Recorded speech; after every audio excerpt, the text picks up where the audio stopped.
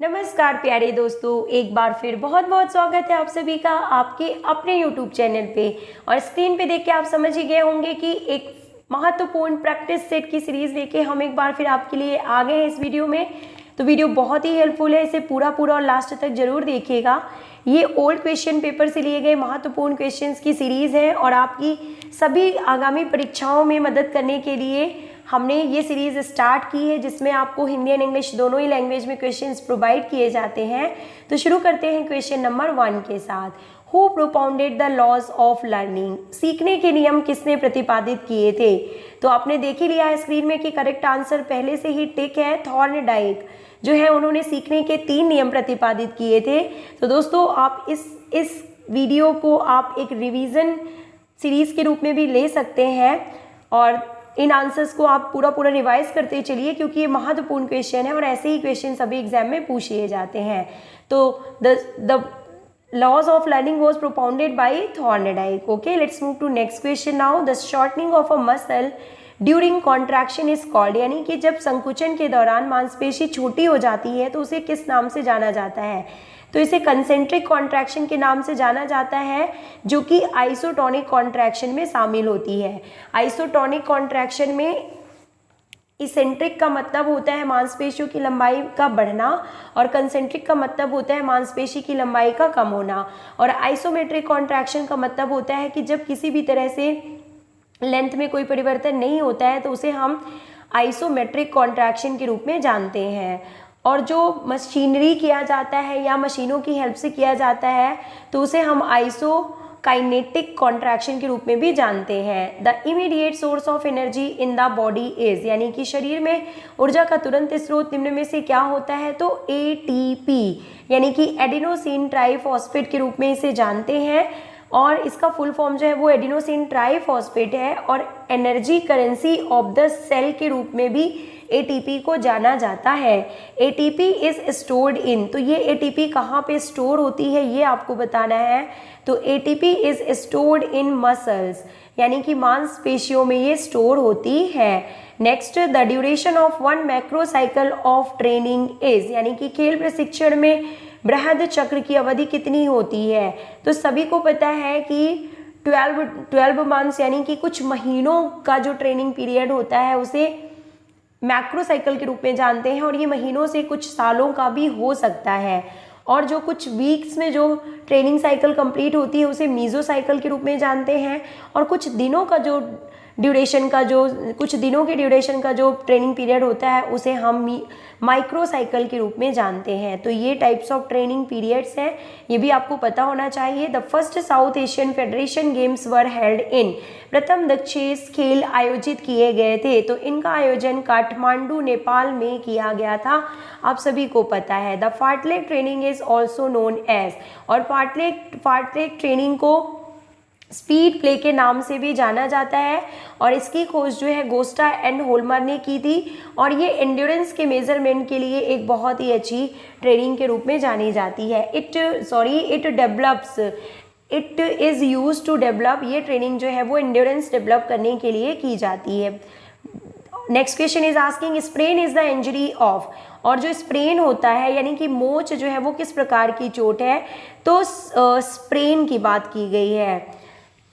It is known as injury of ligaments, यानी कि स्नायुबंध या लिगामेंट्स की चोट को स्प्रेन के रूप में जाना जाता है। और टेंडन्स की जो चोट होती है यानी कंडरा की जो चोट होती है उसे स्ट्रेन के रूप में जाना जाता है।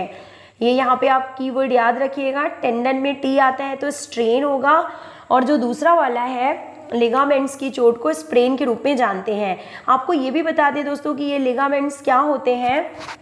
तो ligaments are the tissues which connects to bones, यानी जो दो बोन्स को जो आपस में कनेक्ट करते हैं, जोड़ते हैं, उन कनेक्टिव टिश्यूज को हम लिगामेंट्स कहते हैं। और एक बोन को जो मसल से जोड़ते हैं उस कनेक्टिव टिश्यू को हम टेंडन कहते हैं।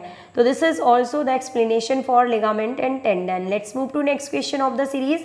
The power house of the cell is called, यानी कि निम्न में से power house of the cell किसे कहते हैं? तो माइटोकॉन्ड्रिया को सेल का पावर हाउस कहा जाता है।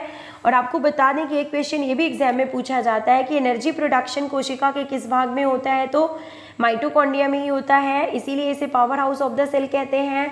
साथ ही साथ राइबोसोम्स को protein factory of the cell के रूप में जाना जाता है, जहाँ पे प्रोटीन का फॉर्मेशन होता है। उसके अलावा देखिए न्यूक्लियस को ब्रेन ऑफ द सेल के रूप में भी जाना जाता है। और आरबीसीएस जो होती हैं वो ब्लड सेल्स में पाई जाती हैं जिनमें जिनमें हीमोग्लोबिन पिगमेंट प्रेजेंट होता है, जिनकी वजह से इनका रंग लाल होता है और इनका जीवन काल 120 दिनों का होता है, ये भी आपको पता होना चाहिए। साथ ही साथ एक और इम्पॉर्टेंट क्वेश्चन पूछा जाता है कि क्रेब्स साइकिल, एनर्जी प्रोडक्शन की जो क्रेब्स साइकिल होती है वो कहाँ पे कंप्लीट होती है, तो माइटोकॉन्ड्रिया में ही कंप्लीट होती है। In hammer throw which force takes away the hammer, यानी कि तार गोला फेंक में कौन सा बल तार गोला को दूर भगाता है, and the correct answer is centrifugal force. Centrifugal force लगता है हैमर थ्रो को फेंकते समय, यानी कि दूर फेंकते समय। Forward inclination of the shoulder girdle is, यानी कि कंधे का आगे की ओर झुकाव निम्न में से क्या कहलाता है, और इसे राउंड शोल्डर के रूप में भी जाना जाता है। जब कंधे अपनी सामान्य स्थिति में ना रह के आगे की ओर झुक जाते हैं तो इसे राउंड शोल्डर के रूप में जाना जाता है। Next question, a muscle contracts but no movement take place, यानी कि पेशी संकुचन के समय शारीरिक हलचल ना होने पर, यानी कि किसी भी प्रकार की कोई मूवमेंट ना होने पर, कॉन्ट्रैक्शन तो होता है लेकिन लेंथ जो होती है मसल्स की उसमें कोई मूवमेंट नहीं होता, कोई परिवर्तन नहीं होता, तो इसे किस प्रकार के कॉन्ट्रैक्शन में रखा जाता है, तो it is known as isometric contraction. Next question, और आइसोमेट्रिक कॉन्ट्रैक्शन को स्टैटिक कॉन्ट्रैक्शन के रूप में भी जानते हैं और आइसोटोनिक कॉन्ट्रैक्शन को डायनेमिक कॉन्ट्रैक्शन के रूप में भी जाना जाता है। आइसोटोनिक कॉन्ट्रैक्शन के दो प्रकार हैं, eccentric contraction and concentric contraction, पहले ही हमने आपको बता दिया है। Personality development is the outcome of, और व्यक्तित्व का विकास किस पर आधारित होता है या किससे प्रभावित होता है, तो वंशानुक्रम एवं वातावरण, यानी कि हेरिडिटी, यानी कि जो एक इंडिविजुअल होता है और उसकी जो भी पर्सनालिटी होती है उसमें कुछ फीचर्स ऐसे होते हैं जो एज इट इज़ जन्म के समय ही क्रोमोसोम से पेरेंट्स से और बच्चों में ट्रांसफ़र हो जाते हैं, उसे हेरिडिटी कहते हैं। और जन्म लेने के बाद जो चारों तरफ से जो आते हैं इंडिविजुअल्स में जो फीचर्स, उन्हें कहते हैं environmental features. Okay, let's move to next question. The league tournament is also known as, और लीग टूर्नामेंट को दूसरे किस नाम से जाना जाता है ये भी आपको पता होना चाहिए, तो राउंड रॉबिन प्रतियोगिता या राउंड रॉबिन टूर्नामेंट के रूप में जाना जाता है। Next question, triathlon comprises of which 3 events.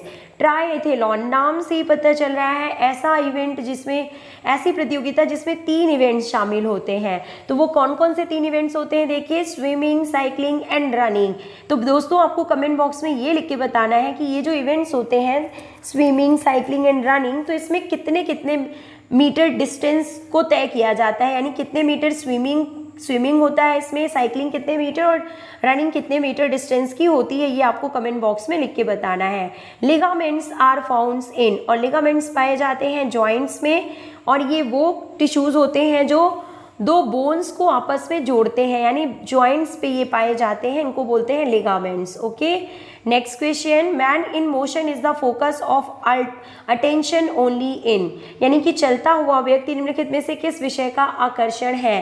Correct answer is kinesiology, क्योंकि बता दें आपको कि किनेसियोलॉजी का जो अर्थ होता है वो होता है स्टडी ऑफ मोशन या स्टडी ऑफ मूवमेंट्स, यानी कि गति का अध्ययन कहलाता है, जिसकी प्रणेता अरस्तु जी हैं। तो मैन इन मोशन जो होता है उसका मेन फोकस जो है वो किनेसियोलॉजी से यहाँ पे मतलब है। Let's move to next question, the quality of life is directly related to, जीवन स्तर का सीधा संबंध निम्न में से किससे है, तो the state of one's health, सीधा संबंध, आपके स्वास्थ्य का सीधा संबंध आपकी लाइफ की क्वालिटी से होता है। आप कितने भी रिच हैं, आपके पास बहुत सारा पैसा है, आप बहुत अच्छी जॉब में हैं, सब कुछ है, आपके पास सारी फैसिलिटीज़ दुनिया की अवेलेबल है, लेकिन अगर आप फिजिकली, मेंटली और सोशली फिट नहीं है, यानी कि हेल्दी नहीं है, तो आपकी ये सारी फैसिलिटीज़ किसी काम की नहीं है। तो अगर कहा जाए कि जो क्वालिटी होती है आपकी लाइफ कब अच्छी बनती है, आपका जीवन कब अच्छा बनता है, जब आप एक हेल्दी इंडिविजुअल होते हैं। Okay friends, so let's move to next question now. In talent identification of physical fitness what is more important, यानी कि खेलों में प्रतिभा खोज के लिए निम्नलिखित में से किसे अधिक महत्व दिया जाता है? तो मोटर क्वालिटीज को, क्योंकि motor development is very important for physical fitness.